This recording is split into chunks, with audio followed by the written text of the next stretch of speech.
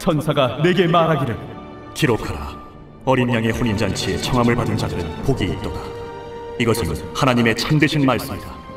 내가 그 발 앞에 엎드려 경배하려 하니 그가 나에게 말하기를, 나는 너와 및 예수의 증언을 받은 내 형제들과 같이 된 종이니 삼가 그리하지 말고 오직 하나님께 경배하라. 예수의 증언은 예언의 영이다. 또 내가 하늘이 열린 것을 보니 보라, 백마와 그것을 탄 자가 있으니 그 이름은 충신과 진실이라. 그가 공의로 심판하며 싸우더라.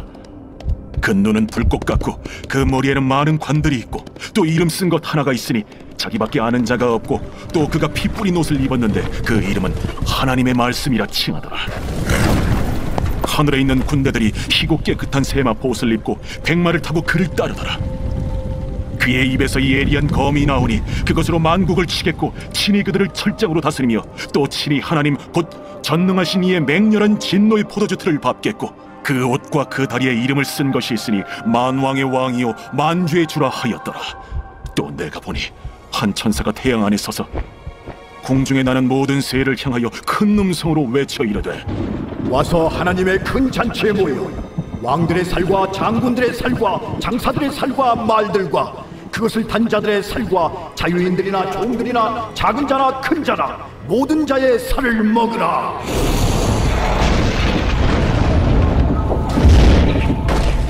또 내가 보매 그 짐승과 땅의 임금들과 그들의 군대들이 모여 그 말 탄 자와 그의 군대와 더불어 전쟁을 일으키다가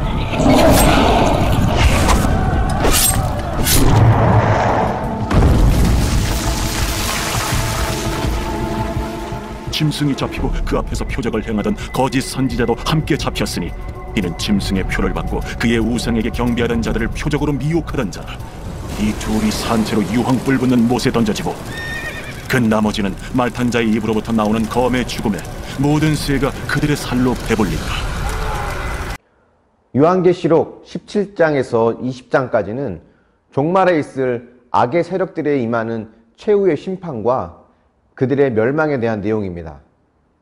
어제 본문에서는 큰 성 바벨론의 멸망이 나왔고, 오늘은 짐승과 그 수하에 있는 거짓 선지자들의 멸망이 나옵니다. 내일 본문은 용과 주님을 믿지 않는 불신자들에 대한 심판이 나오죠. 이 심판들은 각각 시간적 순서대로 나오는 것이 아닙니다. 최후의 심판과 악한 세력의 멸망이 어떠한 모양인지 다양한 각도로 보여주고 있는 것입니다. 오늘 본문에는 백마 탄 예수님의 재림과 두 짐승에 대한 심판이 나오는데요. 11절에 보면 요한은 하늘이 열린 것을 보았고 또 그 가운데서 백마와 그 백마를 탄 자를 보았다고 합니다. 그리고 백마를 탄 자의 이름 세 가지가 나오는데요. 첫 번째는 충신과 진실, 두 번째는 하나님의 말씀, 세 번째는 만왕의 왕 만주의 주입니다. 이 세 가지가 백마 탄 자의 이름으로 소개가 되는데 누구를 말하는 걸까요? 바로 예수님이죠. 백마를 탔다는 것은 승리하였다는 것을 상징하는 것입니다. 당시 로마의 장군들은 전쟁에서 승리하고 로마로 되돌아올 때 개선 장군으로 백마를 타고 돌아왔습니다. 요한은 예수님을 개선 장군의 이미지로 보여주면서 최종적인 승리자이고 심판자라는 것을 이야기하고 있는 것입니다. 그리고 본문에 보면 그 예수님 뒤에는 흰옷을 입은 하늘의 군대가 있다라고 합니다. 이 하늘의 군대는 누구를 의미하는 걸까요? 이들은 주님을 따르는 거룩한 성도들을 의미하는 것입니다. 어린 양과 함께 전쟁에 참여한 성도들은 어린 양 대신 예수님과 함께 최후의 승리를 이룬다는 것을 보여주고 있습니다.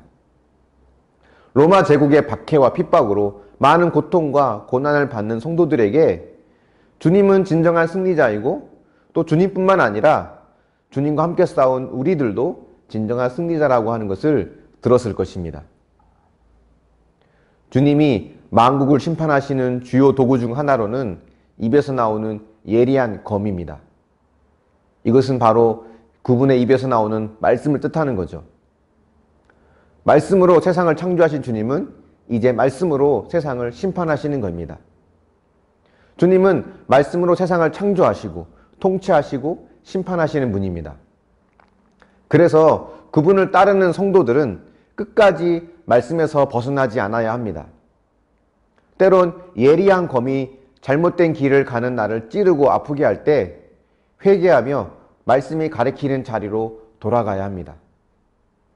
17절부터는 예수님의 군대와 짐승의 군대가 전쟁을 벌이는 내용이 나오죠. 하지만 이미 승리는 정해졌고, 그래서 한 천사는 공중에 나는 모든 새를 향하여 짐승의 군대의 시체를 먹으라고 외칩니다. 새가 시체를 먹는다고 하는 것은 성경에 자주 등장하는 비참한 최후, 저주받은 최후의 모습입니다. 이 전쟁은 또다시 생겨나는 전쟁을 말하는 것이 아니라 16장 12절에서 16절까지에 나온 아마겟돈 전쟁을 말하는 것입니다.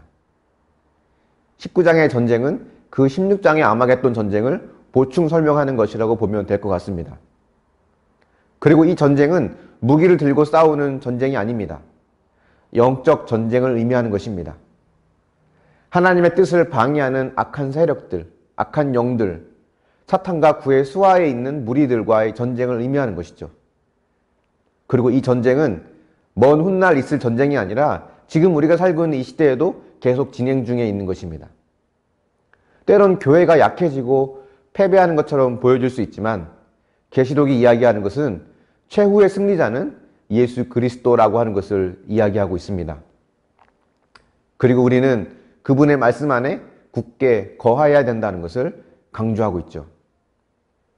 여러분의 삶에서 벌어지는 영적 전쟁은 무엇이 있습니까? 예리한 검과 같은 말씀이 나를 찌를 때 여러분은 어떻게 반응합니까? 작아 보이는 돈 욕심과 같은 것이 마음에서 일어날 때 말씀 안에 거하고 있다면 말씀이 예리하게 나를 찌른다는 것을 느낄 수 있을 것입니다. 그러면 화들짝 놀라며 원래 있어야 할 곳으로 돌아가면 됩니다. 그것이 회개죠. 그렇기 때문에 말씀을 끝까지 놓치지 않는 것이 신앙생활에 매우 중요합니다.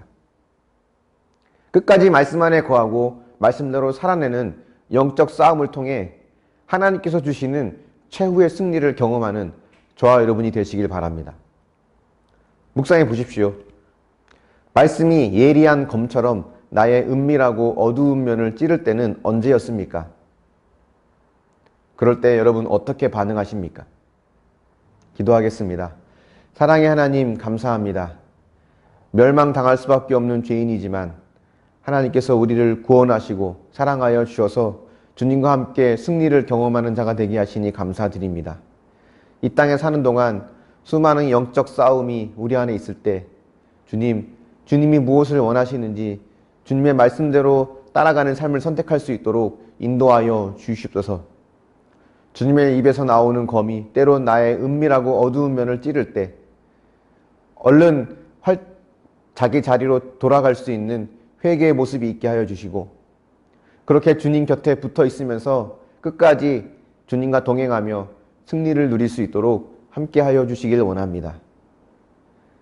이 시대가 너무 혼탁하고 어두운 가운데 있는데 교회도 점점 힘을 잃어가고 있는 이 시대 속에서 최후의 승리자는 교회의 머리 대신 주님임을 기억하고 그 주님을 꼭 붙잡고 흔들리지 않고 굳건하게 주님을 믿어 신앙생활 해나갈 수 있도록 인도하여 주시옵소서. 감사드리며 예수님의 이름으로 기도합니다. 아멘.